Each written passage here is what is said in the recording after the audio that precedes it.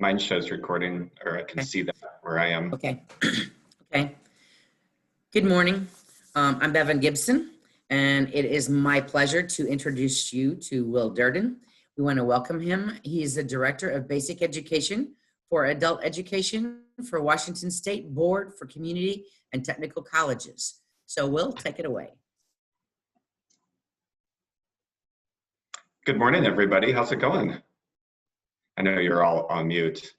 And for bandwidth, I realize we'll mostly, thank you. I got a thumbs up from Jacqueline, that's lovely. I think I know for the most of the day, we'll probably not have video on to save bandwidth, and that's great, but I would love it if a few people felt comfortable showing video just for a minute so I can wave to some folks and feel some warmth in the room. Wonderful. Jamil, nice to see you. I'm seeing lots of familiar faces. Hi, everybody. So you're all doing your thing in Illinois. I've heard, maybe it depends on what part of the state you're in, but I've heard some unseasonably warm weather for November where Bevan is. Thumbs up, good. I'm here in Olympia, Washington, where it's exactly how it always is in November, cold and wet. But that is a little bit of a lie. We do sometimes get some sun here, but we tell people that it's constantly raining so that they won't move here. I'm just messing with you. I hope you're having a great morning. I'm really looking forward to spending the next hour or so together. So yeah, feel free to mute your video if you're more comfortable with that, but it was really nice for folks to unmute and wave. I'd love to hear from a couple people too this morning, so you could also unmute your mic and tell me something good about your day, tell me something good about your week.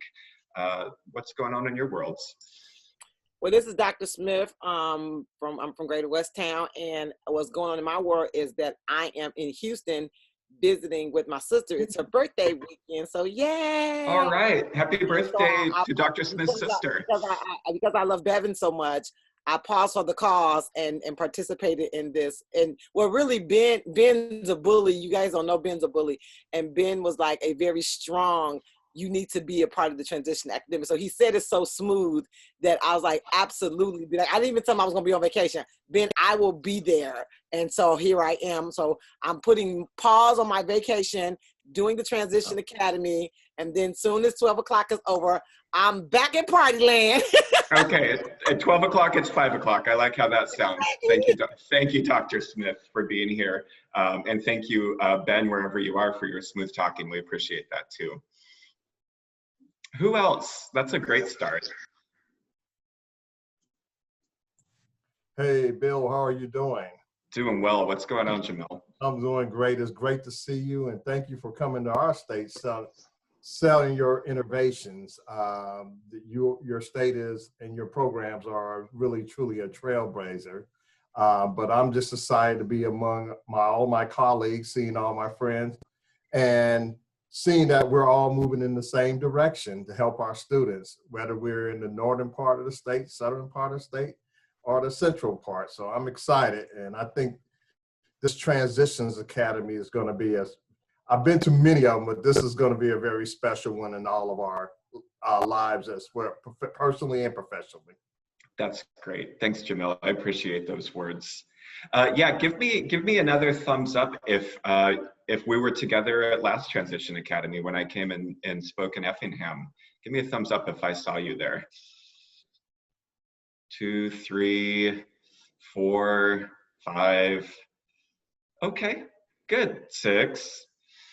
Some of you might be still looking for that thumbs up button, but that's great. It's nice for me to know that some of you have spent some time with me in this capacity, and then many of you haven't. So that means we get to do some kind of first times together. So that's great. Thanks for humoring me and warming up the space a little bit. I always look for ways to do that as we get a little bit zoomed out and as we miss those personal connections. So I really appreciate that. That buoys my spirits and makes me even more excited to spend some time with you. So I'm going to go ahead and share my screen and kind of get my PowerPoint up and loaded. So as always, give me just a minute of patience as I make sure that that actually works. Seems like no matter how many times you do it, you go, oh, I hope this thing actually works. So.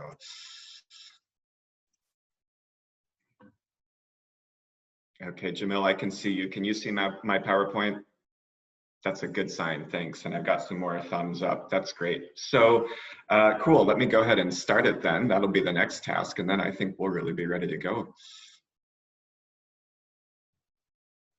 So I named this ICAPS 2.0 because, not because it's a new iteration for you, but because this is the second time I've come to the Transitions Academy to talk about the joint work that we do together. And I really wanted to emphasize that positive spirit of us being able to do this together. I think we're all aware of the challenges that this year has brought, which has led to us being in this format together. And, you know, we've definitely heard some challenging stories out in the among all of you adult education providers, but we've heard really inspirational stories too. And so I want to acknowledge both of those, but really emphasize that positive direction forward that I think we can all find together. And ooh, that's a lot of words there, but just a little bit more background for me. As you heard from Bevan, I am the State Director of Basic Education for Adults in Washington State, but served for 6 years prior to that. I think it might be Rashonda. Could you mute? We're getting a little background noise. That seems better, thank you. But prior to this role as the director, I did serve as the policy associate for IBEST for 6 years. And so I'll be speaking to you from some of that experience as well, of really working on integrated career pathways. Illinois and Washington State does really similar things around how we prepare adult learners in pathways. And so we'll be looking at it from that kind of joint purpose that we both have together. So I wanted to just remind us of what those career pathways look like in Illinois. And there's a lot of words on the screen there, and so I'll trust that if you'd like to read them all, you're welcome to. I just want to point out that it's really that combination, that integration of adult education and that workforce training component that leads to a living wage job that's really the heart of what we're doing and talking about today. So we're going to do a deep dive into some of the specifics of this, but I wanted us to start with that big picture that's really about that collaboration between different entities. And that it really serves as the foundational structure, as this points out, for high quality and sustainable career pathways. So the main focus for us today is really, how do we do career pathways? What does it mean to have career pathways, and what does it mean for adult education and workforce partners to meaningfully connect on this model for the benefit of our students and for the benefit of states? And the answer for how we can do that is through a model called integrated education and training. And so integrated education and training comes out of some federal legislation that was really designed to do these integrated career pathways. And then every state and even from there, every community kind of does their own spin on it or their own take on it. But that broader big picture view, that definition of an IET that's embedded in the definition of career pathways, really looks like this. It's this last bullet point here. It's a service approach that provides adult education and literacy activities concurrently and contextually. We'll talk about what that means. Concurrently and contextually with workforce preparation and workforce training for a specific occupation or occupational cluster for the purpose of both educational and career advancement. So the focus there is really, I like that piece about the specific occupation. We're not just trying to get folks ready for work in general. We're training folks for a career, and that workforce preparation and those adult education activities are really embedded and contextualized to that specific occupation.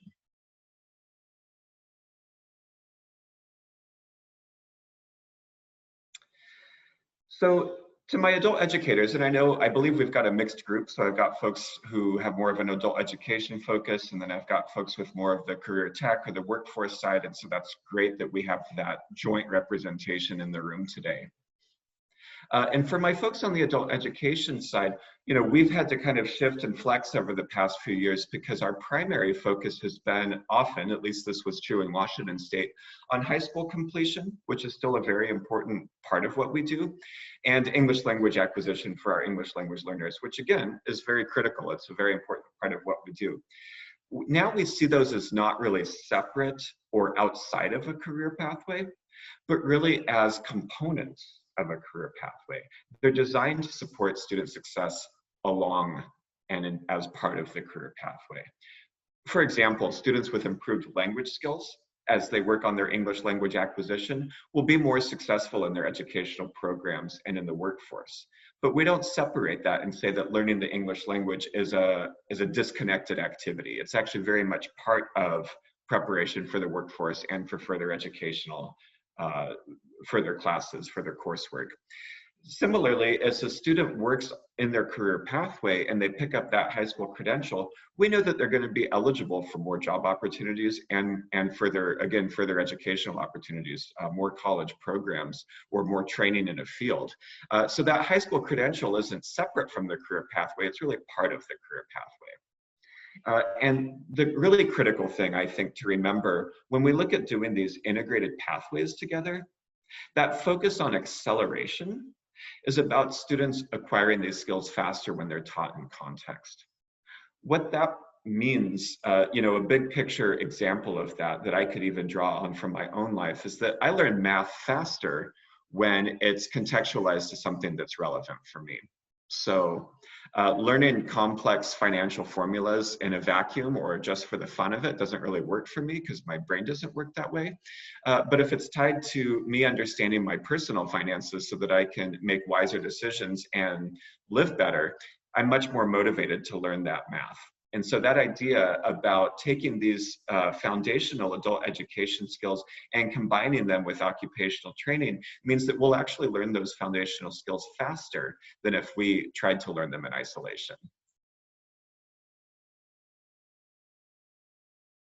So we've talked about this integrated education and training. That's the big national model for how we do these career pathways with adult education as part of it. And then I mentioned that each state takes on its own kind of flavor or its own specific model for doing that.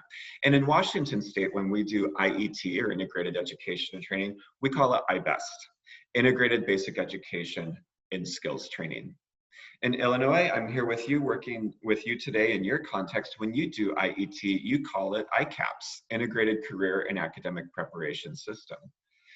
And while there's a few little differences here and there when you really poke around in those models and explore them, we're really pretty much talking about the same thing. It's really career pathways with adult education serving as the foundation of the pathway and integrated into that pathway. And so, sometimes I'll say that's my kind of tomato. I might say IBEST and you might say ICAPS, and we're really talking about the same thing. We're really talking about those integrated career pathways. So I like to kind of point that out and draw that out for folks, especially if I slip and I say IBEST when I mean to say ICAPS, you'll know that we're really talking about the same thing. In fact, here's a great slide that will help us remember how we're doing the same kind of work together. There's really 3 keys that make our programs work and also help us fit the federal definition and that state Illinois definition for career pathways. It's about contextualization.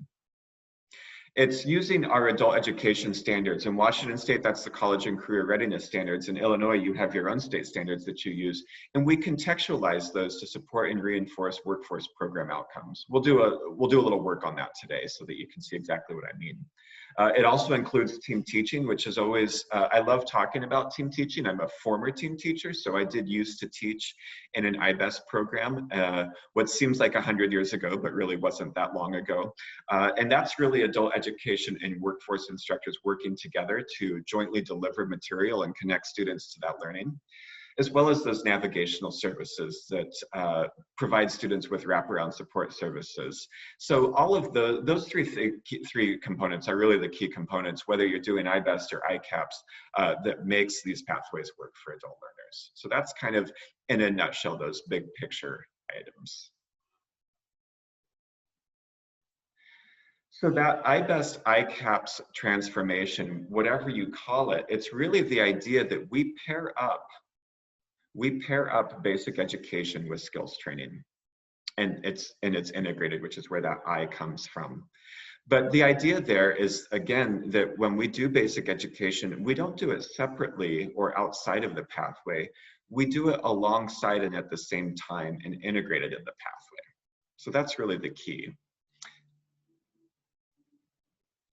Once again, those three components, but this time in a colorful visual, so it helps us to remember, is that contextualization, that team teaching, and that navigational support. Those are really all of the things that are baked into that IBEST ICAPS model. So you could take that IBEST in the yellow circle and put ICAPS in it, and it would be the same thing. So what I would like to do is talk about each of those things for a couple minutes, and I will elicit some audience participation too. So as I talk about these points, I would love to hear from folks who've been engaged in that work or who have a couple preliminary questions about that work, and then we could do a deeper Q&A later. But let's look at team teaching for a minute.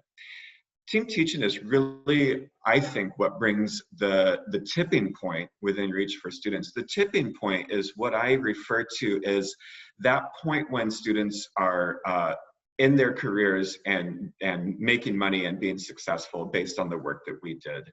In Washington State, we usually look at that as about a year of training and that results in a workforce credential. Every state defines it a little bit differently. And we do have some shorter programs that lead to good wages, but many of our programs, it's about a year in length. So we kind of call that the tipping point. If we can get students to the tipping point, we've done our jobs. They've earned that certificate that allows them to make a living wage in a high demand field. So team teaching is really what makes that work. That's really about the content instructor and the adult education instructor working together.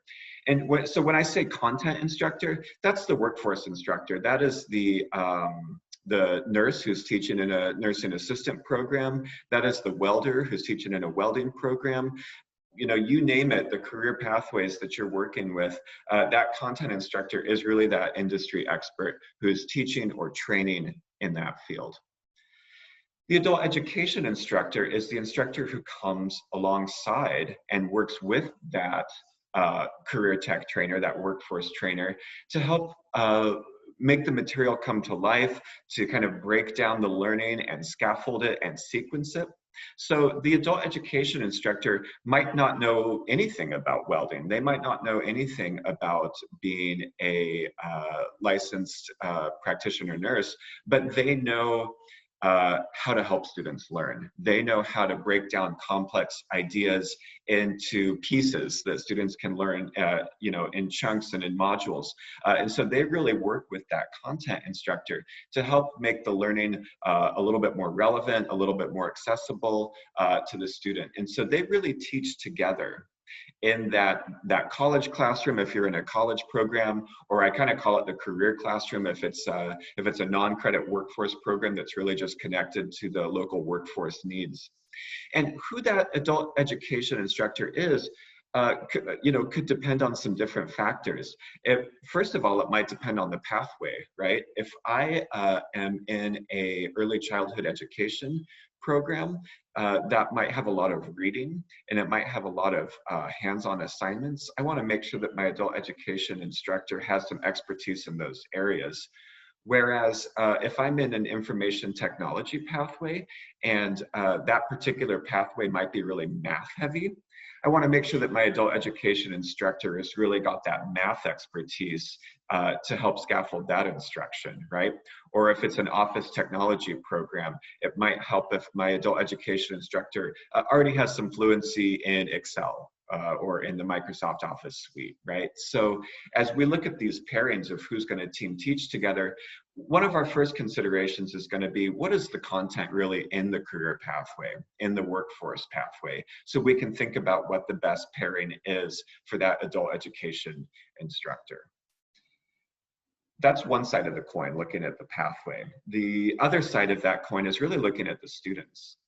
If you have primarily English language learners in your pathways based on your region or based on the interest in that pathway, again, you're looking at that adult education instructor and thinking, okay, we probably want that instructor to be somebody who has some expertise in teaching the English language, right? Because that's going to make sense, not necessarily for the career pathway, but for the students, right? Versus if you have a primarily English speaking kind of native English speaking student population, then you might be more attuned to some other expertise that that adult education instructor would bring into that classroom. Or it might be a mix and you really want somebody who can speak to both. But the idea there is that you look at the content and the career pathway, and then you look at the student population that you're serving, and that helps give you some cues about who the best fit is going to be for that adult education instructor. And that's kind of my commercial pause here to check in with you to see if anybody's interested in sharing, if you have experience with this. If you have experience either as one of the instructors in a team teaching pair, or maybe you're a program director or a program dean and you've had a role to play in selecting instructors, who can speak to this point about finding the right fit for who's going to be in that classroom? Does anybody in the room today have experience with that?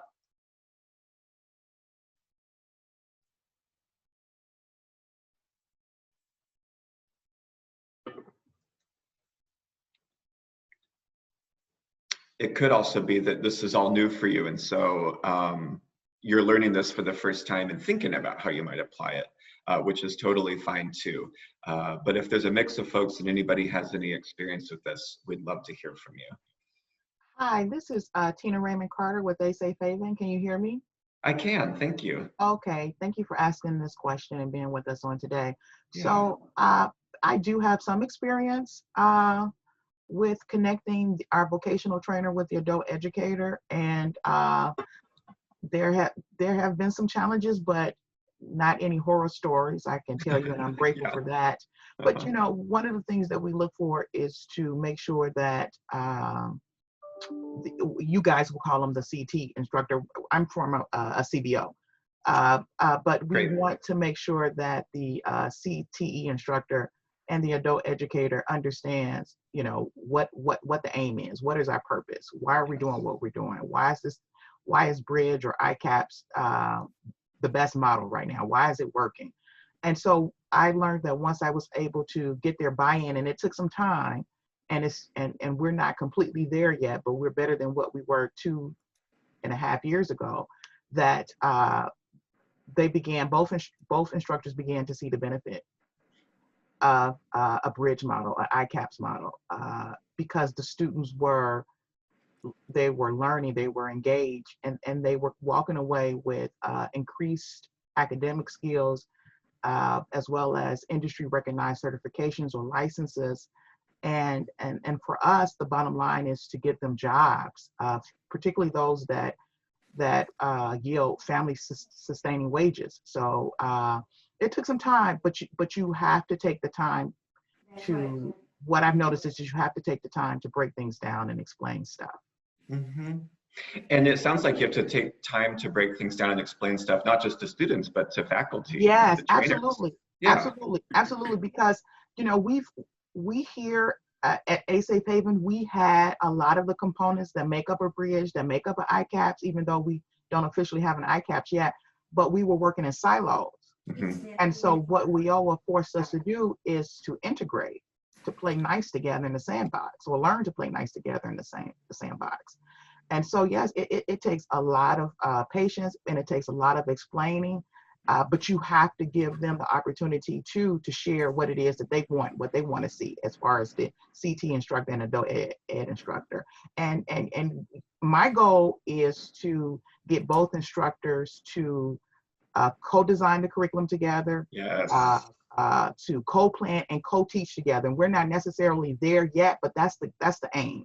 That's right. That's right. Tina, great words. Thank you so much for sharing. Will Angela Logwood had her hand raised. Angela, if you want to unmute yourself, you can ask your question or talk. Great, Angela. I'd love to hear from you as I well. was just going to, I'm at Joliet Junior College, and I'm the adult ed instructor with, I have a content instructor for one of our cohorts. And year one, it was not easy. We didn't exactly mesh personality-wise. But I can say that year 5, we're still together, and it just took a lot of bending and willingness to understand the other person's side and to be able to explain some things. I myself, I'm a teacher during the day, and so I'm used to working with different teachers, but my co-teacher was not. So just some time and, you know, a lot of work with us getting to know each other and learning each other's styles. So I would just say you just have to have a lot of patience and teachers or instructors that are willing to work with others. Angela, those were fantastic points as well. You're helping us get into the more, that more relational and kind of personal piece to this, which is really a big part of it. You know, there's the career pathway content, there's the students, but then there's the two teachers, the faculty, the trainer, and you know, who they are and what they're like. And I think that flexibility, that's the word that always comes up, is flexibility, right? Willing to flex and bend. And it's amazing to me. I'm hearing you say that first year had some challenges, and then you said year 5. I'm really impressed that you've been doing it that long, and that you've been building and gaining that trust. I think that trust building in a teaching partnership is so key. And you know, there's no quick fixes for that, right? That does take time. I'm hearing that both from Tina and Angela, that it takes time to build those relationships. And even if you're not there, even if you're not where you want to be, if you look back and see that you're further than you were, that's progress. That's good, and we should celebrate that. So thanks. I don't see any other hands raised. If anyone else wants to talk, they could unmute themselves. Yeah, I'm Valerie Toberman with Southwestern Illinois College. And Hi, to Valerie. use one of our ICAPS programs, it was the Precision Machine Technology class. And I think we really do have good collaboration with the CTE instructors. I know in my support class, if several of the students had an issue with what they were teaching that day in the CTE class, I had invited that instructor to come on their lunchtime, and of course I bought them lunch to go over that lecture for our students. That's a great idea. So you've got that separate support class where you're breaking down concepts and giving more time, and you were actually able to buy lunch, good choice again, bring that content instructor in to help kind of teach in that moment as well. I think that's fabulous. Yeah. Exactly. That's great. Thanks for sharing that, Valerie. Sure. So what I'm gathering is we've got some really rich, great experts in the room here who know something about the dance of bringing teachers together, whether you're one yourself or whether you've been coordinating. You know, thanks for sharing that. That's really, in many ways, there's so many things behind the scenes that happen, but I think for the students, you know, the students aren't necessarily thinking about contextualization. The students aren't necessarily spending a lot of time dazzled by integrated outcomes. You know, they're really focused on, wow, I have two teachers in the classroom and they're both here to support me and help me be successful. And so thank you so much for sharing and making those things come to light for us today. And look at that, that's my little hidden image in this slide, co-planning. Tina spoke to that so well. It's really the planning behind the scenes between those two instructors that make it come to life in the classroom. And again, that takes time, and we don't do it perfectly at first. And sometimes day 1 and even day 100, you're kind of looking at each other going, okay, you know, how does this all work? But we take that time and we do that work of collaborating, and it does start to come together. And so we really think that co-planning is key. You really can't just throw two instructors into a classroom and expect them to know what to do, right? It takes some support, it takes some planning, it takes some intentionality. But then once you get there, you start to see the results. And I think keeping that kind of eye on the prize is so key on this point. So again, team teaching really brings it to life. And I think, again, that's really where students connect the most. For us educators behind the scenes doing that work, a lot of that really rests on this point of contextualization. And so we will spend some time breaking this idea of contextualization down. Contextualization is what makes basic education relevant for students. Even if they don't use that word contextualization or think about it, that's really what's happening. And that goes back to my brief example I shared earlier, and I know everybody in this room would have an example of their own, of a so-called basic skill, something in the realm of math or reading or writing, that isn't their first love, isn't something that you naturally learn really easily or with much excitement. And so for you, what you need for that is to have it matched up with something in the real world that's relevant to you, that matters to you, right?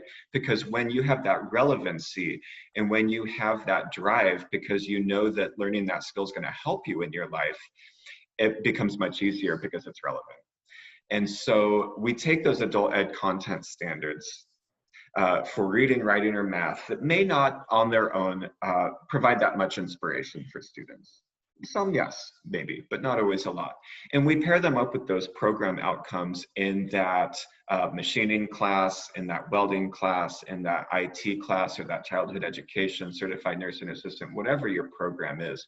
And we pair those up and we create integrated outcomes. And those integrated outcomes scaffold and bring in those reading, writing, and math standards so that they support and contextualize to and kind of explain or help make sense those more those maybe more complex or those more occupationally specific outcomes. And so that's a large part of the work that we do behind the scenes to really make the program work for students and for faculty, because it makes the faculty role clearer when we have those integrated outcomes. So we're going to do a little bit of a deeper dive into that. And we started iBest in 2005. So it's 2020, almost 2021. So we've been doing this thing for about 15 years in Washington State. And even going back to the earliest days, my former colleague, Amy, here at Skagit Valley College, shared this quote about collaboration that I think is so helpful. The process requires reflection. A stretch of your pedagogical, or we might say andragogical for adult learners, a stretch of your pedagogical muscles, if you will, a willingness to think in new ways and take risks, and an appreciation for the great educational diversity that makes up all institutions of learning. And I think this speaks to some of the points that were already raised by Valerie, Angela, and Tina about, this caused that legislation that passed back in 2014, WIOA, it caused a change, and we had to start thinking differently about how we engaged with students and how we taught students even, and then having to pair up with a new content area, and that at first kind of uncomfortable dance of how to make that work. But that willingness to reflect, that willingness to think in new ways and kind of stretch some muscles that haven't been stretched for a while, that's what makes it work. And so that collaboration really is key. Each instructor, or the teacher or the trainer, or however you talk about that in your program, are really vital for student success, because that content instruction in the career pathway, that industry trainer, without that, students won't reach the goal, right? That's really the goal, as we heard Tina share, is really to land that sustainable, family-sustaining, living wage job. That's going to help that student move forward in their life, support themselves and their family, and really strengthen our local and state economies and really quality of life, right? And so we need that content instruction in that career pathway. That's the path to living wages. But without the contextualized instruction in English, math, and other adult education, the content remains out of reach for the student. They might see that career pathway and they might have that aspiration to move into that industry, but they need the support of the contextualized instruction to get there. And so both teachers really play an instrumental role in making that happen. And this kind of, this idea that, we're siloed, right? We've heard that language already today as well. We tend to work in our different areas. We've got our different funding streams. We've got our different philosophies of what we're trying to do. That has had to come together. We're sort of in the same silo now, right? And I really think it was already expressed well today. It's the faculty who are teaching together who really think about, where do our outcomes connect, my outcomes and your standards, and what do we want students to ultimately be able to do outside the classroom? And so it's coming together and saying, how are we going to teach this together? What assignments are we going to develop together? And then even how do we complete assessment together? And so that's where outcomes and instruction really start to mesh. So we're going to do just a brief little exercise together. Should only take a few minutes to kind of practice what this looks like in reality. And I'm using an example from Washington State, so you'll do a little bit of mental translating to see how it fits your context, which I'm sure you'll be able to do, very well. And it really starts when we do this work of contextualization. It really starts with the program course outcomes. So for example, office technology or kind of a business office environment, we're really saying, what would a student need to demonstrate to show that they could be successful in that career pathway? And then we look at our adult education standards and we say, how do those relate to the program course outcomes? How do they scaffold into it, and how do they support it? So we select the appropriate standards to contextualize, and then we can do a little bit of revision of the wording of the adult education standard so that it better matches and reflects the program course outcome. In ICAPS or in IBEST, we don't change the outcomes for the workforce program, because one thing that we want to really guard against and make sure of is that we don't make it look like we're changing the workforce program. In other words, maybe watering it down or sort of making it easier, because the student needs to be successful in the workplace. It's not just enough to pass the class, right? That has to translate into success on the job. And so it's very important for us that those workforce outcomes maintain their full rigor and their full capacity to really connect students meaningfully to living wage work. So when we bring in the adult education standards, we can kind of shape that language a little bit so that it better fits the workforce outcome, but that workforce outcome stays the same. And so the first step, as I said, was to identify those program course outcomes. What I've done is I've given you kind of a sample list of program course outcomes in an office tech environment. So it's as if there were 5 or 6 outcomes and I've just shown you 2. And then I'm really just focusing in on one, and I'm saying, one at a time, we're going to take these outcomes and we're going to break them down, and we're going to think about how adult education supports and integrates into that outcome. So the outcome we're going to focus on for our exercise is one that I thought we could all kind of probably visualize together, right? So even though we might not be office technicians, we can relate to this outcome. Create and manage files in a Windows environment.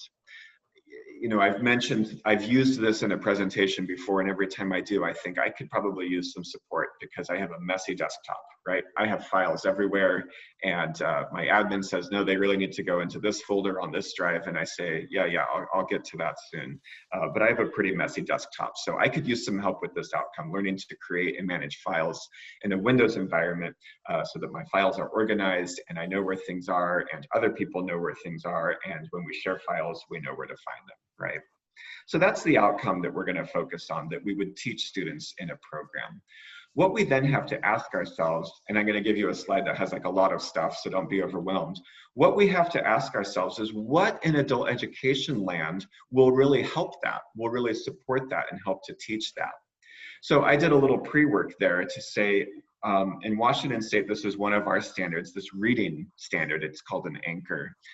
And it really says that students should be able to analyze how and why individuals, events, and ideas develop and interact over the course of a text.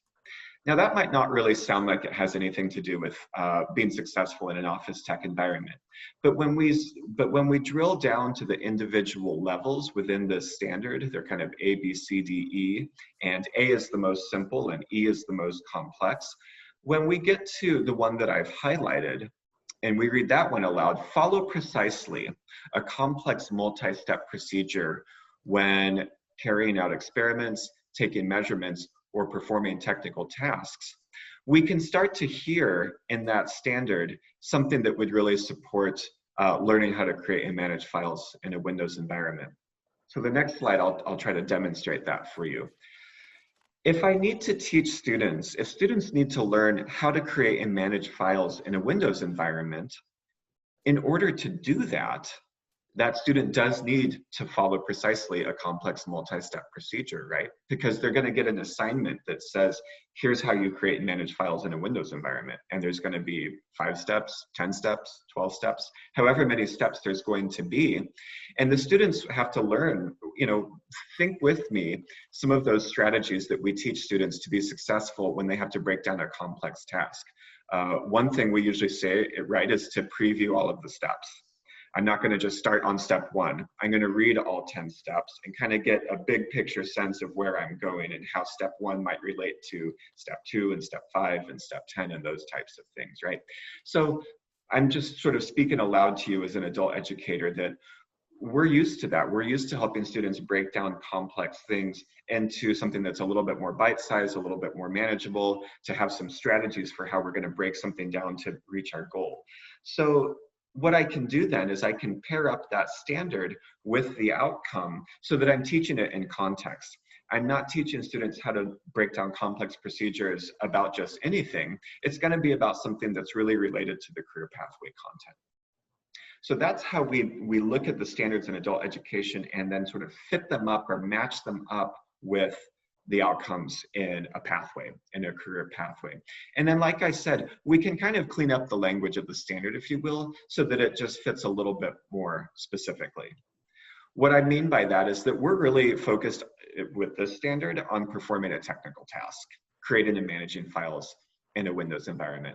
We're not really carrying out an experiment. We're not really taking measurements, and we're not really too worried about special cases. So I'm just sort of streamlining that standard so that it fits it a little bit more cleanly, right? Notice I haven't changed the pathway course outcome at all. It's still create and manage files in a Windows environment. The outcome is the outcome. The standard, I've just modified a little bit so that it really fits that outcome cleanly.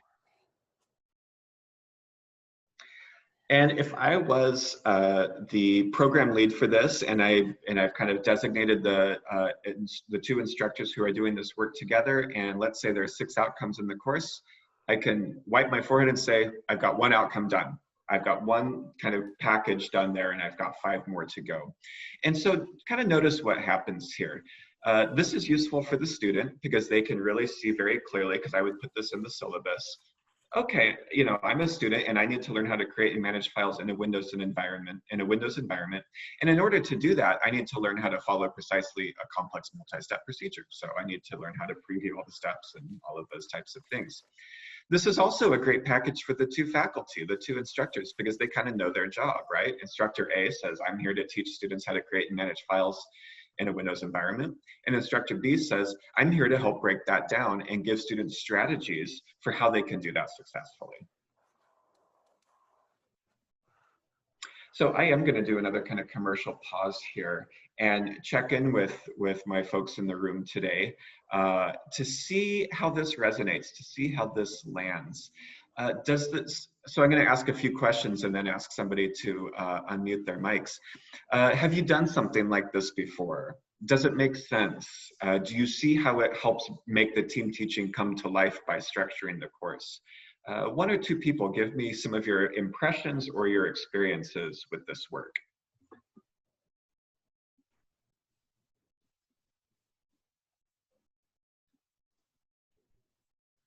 And some time to kind of think about that for a minute is fine. I feel very relaxed about that.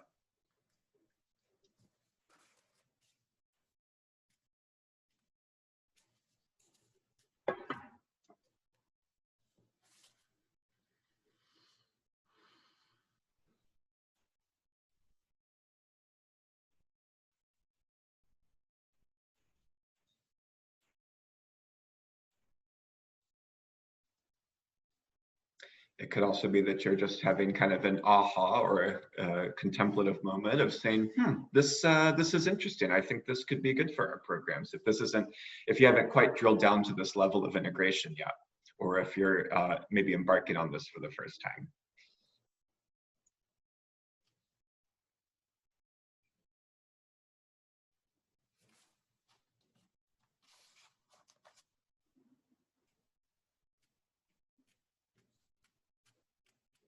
Okay, I'm going to let you continue to mull that over while we move on. I think Valerie's trying to speak, but I can't tell.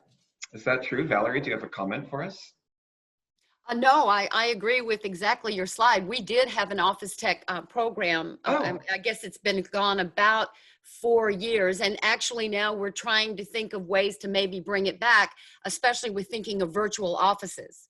Yes. So, but yes, I completely agree with your slide.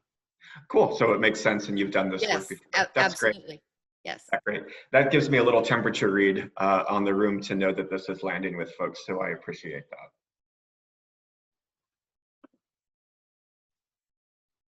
So another piece here, and I'm pretty focused on that instructional piece. That's sort of my background. So I don't always spend as much time on this information, but I think it's equally critical. And if you're in the room and you have done this kind of navigator work or this wraparound services work, we hope you can speak to that as well, because again, equally critical. We know for many of our students, the biggest challenges are not actually inside the classroom, they're actually outside the classroom, right? It's those other pieces of being in a career pathway that they need assistance with. And that can start from the very beginning of the pathway with things like intake and advising, making sure that students select the best pathway for them, those types of things. It can be about funding. How do we pay for this? How do I get money to live on because I can't work, or I can't work as much because I'm in this career pathway program? Those types of things. So funding and supportive services, as well as coaching, mentoring, developing those positive habits of mind, or those helpful habits of mind that allow students to stay in the game and guide them to completion. So this isn't meant to be an exhaustive list. I think there's a lot of things that fall under this idea of navigational services, but I think that those are kind of some of the big ones that come up along the way. So in IBEST or in ICAPS, we've always said that what we do in the classroom is really the heart of the model, that team teaching, that contextualization, but the navigational services are really what holds it together for the students. So we really recognize how important that work is. Do we have any navigators in the room today?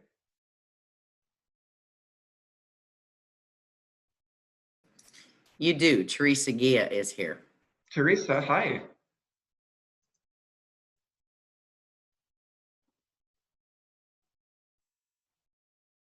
All right. Hi, I'm sorry. I was having a crisis with a 2-year-old. Oh, Teresa, we understand. I get that now might not be the best time for you, so thank you.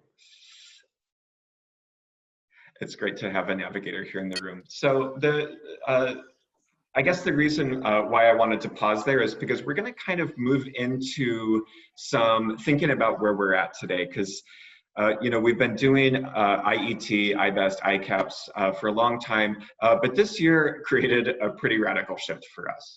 We had a couple online IBEST programs in Washington State, so it wasn't an absolutely new concept, but it was certainly not our bread and butter. So I wanted to make sure that we spent some time talking about what this has looked like in an online environment for folks, and kind of get your experiences from where you've been at in your state as well. So before I do that, I just wanted to kind of pause and make sure that we've got the heart of the model down. We've looked at team teaching, we've looked at contextualization, and we've looked at navigational services. And are there any kind of questions about that or thoughts about that before we move into talking about doing it in an online space? Just want to give folks an opportunity to weigh in before we move on. Hi, this is Teresa Gia from City Colleges of Chicago. I'm a transition specialist, also known as a navigator. Sorry, I had a little issue with my 2-year-old, but she's fine now. But I do want to share that everything that you have been presenting on, thank you so much, because it's really important that we start establishing the relationships, not only with the different faculties on the CTE side as well as adult ed, but I also think that it's very important to start at a grassroots level with the transition specialist or career navigator, because they are the ones that are going to be recruiting for these programs and making sure that we have the students who are going to be driven to complete and who are there mentally. Because some students, like you said, a lot of the obstacles are outside of the classroom. And then there's a lot of things that, us teachers or navigators or anybody else can't fix necessarily. It has to be, driven by the student. So it is very important that in these conversations that the navigators get included, because building that team, not only amongst the faculty, but amongst faculty and advisors, so that we could support the students outside of the classroom. So for example, like something that we do at Malcolm X a lot is that when students stop coming to class, or if the teacher starts seeing, you know, that the student is having issues turning in their homework, they do talk to their students, but they also mention it to us, because the student might be communicating something to us that might not be comfortable communicating to the instructor. And then we could relay that information, not necessarily telling them everything that's going on, but just giving them an idea of what's going on outside of the classroom so that they could better assist. I think that sometimes we all forget that we are human and we expect a lot from our students, but I also feel like as much as we are giving our students are giving us. And I think that's why we could all say that this work that we do is very rewarding. Teresa, thank you so much for sharing that. That's really critical insight for us to hear. And I couldn't agree with you more. You've got to be in the room because the model's really not complete without that piece. Absolutely. Thank you. Lauren, you've got your hand raised. Feel free to speak. Yeah. Hi, I work closely with Teresa. I'm also at City Colleges and I oversee the Bridge program. And I agree with everything that you were saying, Teresa. I think one of the things that we've kept consistent with our healthcare bridge, and that's where we have our BNA component combined with our adult ed support class, our basic nursing assistant component. So one of the things that we've held really constant since probably August 2019 is that we've had weekly meetings. And so it's evolved over time, but like Teresa said, we've found that including all of the transition specialists for the weekly meetings has probably been the most important. And then the other piece is including the associate dean of nursing, and then, you know, and I join the meetings, of course, and help facilitate. But anyway, having those weekly meetings in whatever form they've taken over the past year and a half has been really key, because there's just so many logistics. Yes. And then we also have transition specialists who work closely with our adult educators and our faculty to support student success. But in terms of like just coordinating all of these moving parts, and there are many, especially with the basic nursing assistant program, that has been essential. Thank you, Lauren. Those are critical words, and you're so right. Sometimes when we brainstorm who needs to be in the room to do this work well, it's actually a much shorter list to just say who doesn't need to be in the room, because so many people are really invested in the success of the program. So I think that's really fantastic that you've found the magic of having those meetings and making sure that the right people are there. Great words. Yeah. Thank you. Great, so I think that gives us a good taste of the critical components and how team teaching forms a core, especially I think for the student experience, but that there's so much more to it. And so I'm glad we got to that richness. So I wanted to spend a little bit of time, and I'm just doing a time check. And Bevan or any other organizers, about how much time do we have left? That'll help me. You have till about 11:15. Okay. So I'm going to keep these questions. We won't really spend time with them. I'm just putting them out there for you to think about what some of the good things coming out of online ICAPS might be, and then what some of those challenges have been. I'm sure they're out there, but rather than have conversation on that point, I'm just going to put those questions out there for you to think about, and then let's just look at a few of the components that I think are worth addressing, and you can kind of check with your experience and see where these have been true for you, and then we'll be able to chat about it a little bit at the end. And this was something we kind of developed in Washington State, and so I'm sharing how we've kind of navigated these waters. First of all, why offer the programs online? One, because we've had to. Two, really responding to what has developed into something of an economic crisis for us. We've had some record unemployment, and really I think the key there is a big shift in industry needs, right? Certain industries are shedding employees at great rates as they just have less need, especially in like hospitality, tourism, restaurants. And many of the workers that we found, many of the workers in those industries have been people who would be our students, right? Folks who maybe, maybe they have that high school credential, but it's been 20 years, or maybe they never completed high school, but they've been in an industry that it's been okay for them and they've been able to be successful there. So, we've had that high number of displaced workers, many being folks who've needed to complete high school, as well as English language learners, in conjunction with training for a new career. With that added piece that has been critical for us to really put some resource behind is building that digital literacy and that digital skill building. So in some ways, there's never been a better time to do this work because the need is greater than ever before. So that's been a big piece of the case making for us, even with the challenges of shifting work online, has been the need. The need is so great. And there's been a lot of things that we've had to kind of think through.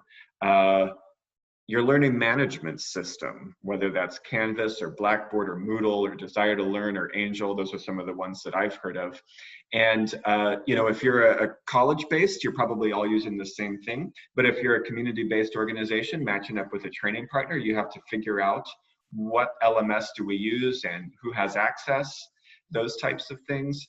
Your distance education method, if you're tuned into those federal requirements, there's some ways that you have to track attendance using distance ed, and that can pose, some challenges to work through, as well as what the syllabus is going to look like, your synchronous and your asynchronous online learning. I've got a slide for that, so we'll dig into that a little bit more. The resources that you're going to use, or the curriculum even that you're going to use, as well as your office hours, how you're going to co-teach, and then even down to the level of the devices and browsers. So I do have slides for these, so we're going to kind of look at each of these pieces a little bit more. And feel free to interrupt me if you have a burning question or a thought about these. So the LMS that you use, again, that question is, so in IET, you've got your education and your training partner, right? Will you use the same learning management system? Do you have that option available to you? And will you use the same shell? Will both instructors be given the same level of access? What e-learning support exists? So again, I think folks at the college campus will have maybe like an e-learning department that can help. But if you're a community-based organization working with a training partner, sometimes you have to ask that question of like, who provides the structural support if we have training needs or technical assistance needs with those e-learning systems, and making sure that you know what support you need, what training you need, and really who's going to manage what parts of the LMS. So if this is new for you or you're embarking on this, these are questions that I think you'll need to ask. And if you've been doing this work, these are probably questions that you've been working through. Again, those federal distance ed requirements ask you to use, there's a learner mastery model, there's a teacher verification, and then there's another model that I'm forgetting. But there's those three methods, right? And we have to be able to settle on a method. We have to be able to communicate that method to our students. And again, what kind of communication do we offer? Because our training partners, if you have a training partner, don't know anything about federal distance ed requirements. And on a college campus, if you're partnering with a college workforce program, they also don't normally have to do that type of attendance tracking, right? So that's something, if you're on the adult education side of the house, you have to be able to provide some support and some expertise around. The syllabus is also an opportunity to communicate something to students about online learning, those attendance tracking requirements, letting the student know what type of support can be offered for them to be successful in an online environment, and what kind of accommodations can be requested and made for students in an online environment. What are the different ways that they can participate and be successful? Which really relates to this slide. I want to spend a few minutes here talking about the difference between synchronous and asynchronous. At least this is how we talk about it in Washington State. I hope this translates for you. Synchronous learning is live in the moment, and that would use technology just like we're using now. That would really say to students, every Wednesday at 2 o'clock, we have a live teaching moment that everybody needs to be there for, right? So that's one way of doing online learning. And again, we won't do the brainstorm, but that would be where we would think about what are the pros and the cons of that synchronous learning for students. The asynchronous learning is pretty much everything else. That's students reading material on their own. That's students watching a recorded PowerPoint or a recorded presentation that the teaching team or one of the teachers has done, discussion boards, uploading assignments, asking questions through email even. That's really what I think of as asynchronous learning. It's not about everybody being at the same place at the same time, but it's people accessing the learning based on their schedules. You might still have assignment deadlines or deadlines by which work needs to be completed, but the students working a little bit more on their own time or on their own schedule. And there's pros and cons to both of these things, and some programs use a mix, and some programs, many of our programs in Washington State don't do any synchronous learning because they found it's too challenging to get students together on that schedule, and so they've reverted to all asynchronous. And so I think, again, there's pros and cons, and each program needs to look at their material and their students to see what's feasible. That also comes down to things that many of us, myself included, have had to learn a lot about in a short period of time. Accessibility means things like, when I make a document for students to read, is it screen reader friendly for students who use that assistive technology? What are some other things that we have to do to make sure that our PowerPoints are accessible, so that if a student is having the PowerPoint read out loud, that the images aren't jarring or there's not a lot of text that can't be read, those types of things. And it even comes down to the level of curriculum. Maybe some of us found that our traditional textbooks were really not fitting as well in that online space. So what open educational resources, that's what OER stands for, sorry for that acronym, but open educational resources, what are those free and shareable online curriculum and learning resources that we can bring into our classes because they were made for the online environment, because they go into a Canvas or a Blackboard or a Moodle shell? What are some of the resources from Google that can be used, because again, they're free and open. So it's kind of put us into a whole new space in the curriculum world as well. Lots to consider there. Adjacent to the idea of the synchronous or the online or the synchronous or the asynchronous learning is the office hours and the student communication. Many instructors have found that what they used to think of as a support class has turned into kind of online office hours, where students can sort of drop in and drop out and get questions answered. And it's kind of a low stakes time where you just say, you know, students, Wednesday from 10 a.m. to 12 noon, I'm available. I'm here in this open Zoom session, and you can come in and do some one-on-one, or we can do some group work together. And I've even heard, this almost sounds like old technology now, right? That I've had some instructors say that just text and phone call has been a great way to connect individually with students who need a little extra support. And I think that that's something that our navigators have reported being very helpful as well. So then that co-teaching piece, I think that's been a big one in our state to try to figure out, what does it mean to co-teach in an online environment? It's going to be a little different than a face-to-face classroom, but it can also still look like some of the same types of things, just delivered a little differently. It can mean taking turns or sharing the responsibility of responding to student work and discussion boards. Two teachers could each provide some helpful feedback based on their areas of expertise. That might look like the co-planning of building and grading quizzes and assignments together. And when you do those synchronous sessions, that's where team teaching can really come to life too, because one instructor can help monitor chat, make sure that the session is being recorded, make sure that any glitches are worked out, or you can help one student behind the scenes if they're struggling, or we can help with the breakout rooms, those types of things. So really having that team teacher to provide that support, you know, here I am talking, but I know I've got friends in this room who are helping monitor chat and those types of things, that really can facilitate the learning, right? So it's a new space, it's an uncharted space for many folks, but it's also a rich space to really figure out how we can leverage our partnerships to make the learning environment more accessible for students.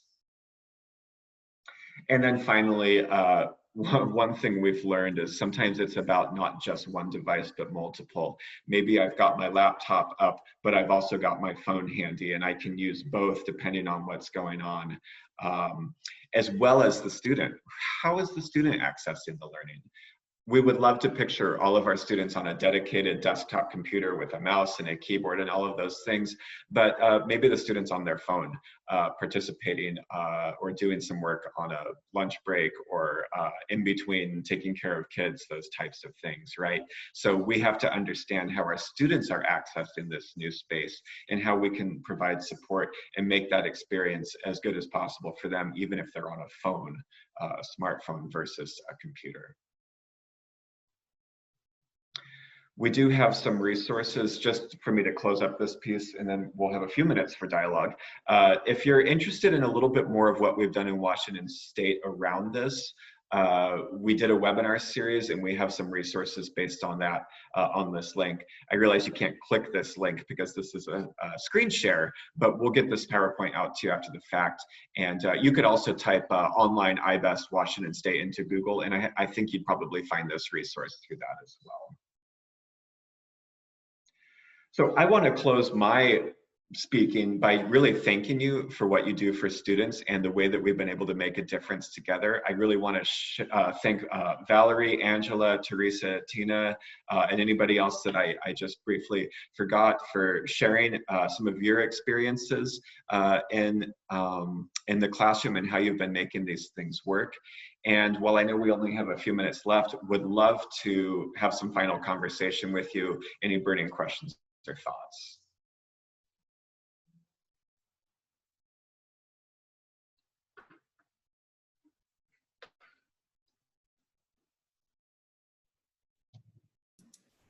Go ahead, Valerie. No, I'm not, you know, I you thought weren't? it was great. That I was just going to write that I thought you did an excellent job and a great presentation. Oh, well, thanks, Valerie. Really enjoyed it. Yes, Good. this is Tina again with ASAFE Haven. I want to echo what Valerie just said because I heard you speak at one of our face-to-face conferences, if I'm not mistaken, and just, you know, just hearing you talk about this again, it's not as hazy, you know.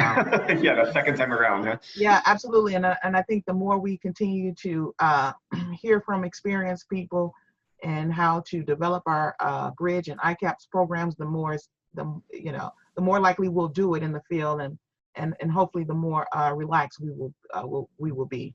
Yeah, someday it'll feel like business as usual. We're not there yet, but someday. Yeah, absolutely. Exactly.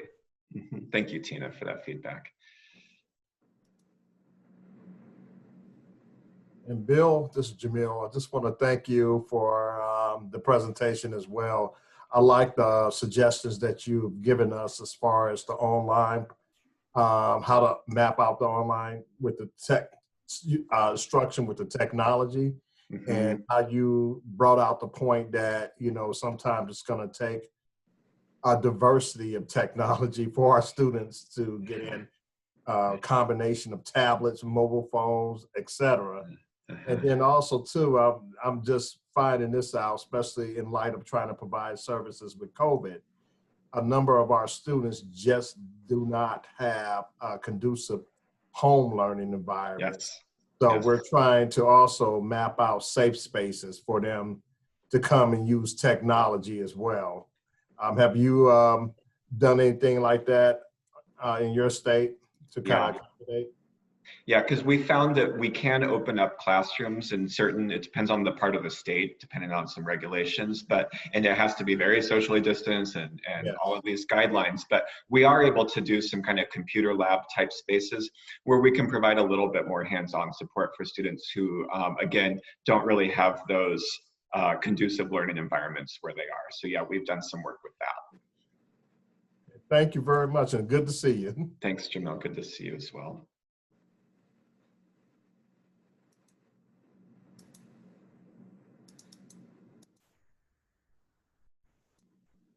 Okay, well, you've got my, as further questions come up and you want to chat about these things, this is my contact information, and you are more than welcome to reach out to me anytime I can help you in your work. Thank you, Will. We appreciate it. And it looks like everyone's sending great thoughts and saying thank you very much for all the great information. We appreciate your willingness to share. We know that it's just about 9:15 your time. Yeah, So just waking up. Yeah, you're just waking up there. So we appreciate your willingness to share, and we'll be in touch. Okay? That's Thank fantastic. you. I wish All right. everybody a great rest of your Transitions Academy. Thanks for, I'm honored that I was able to join you. So thank you so much for your time today. Thank you, everyone. Next session starts at 11:30. Bye-bye.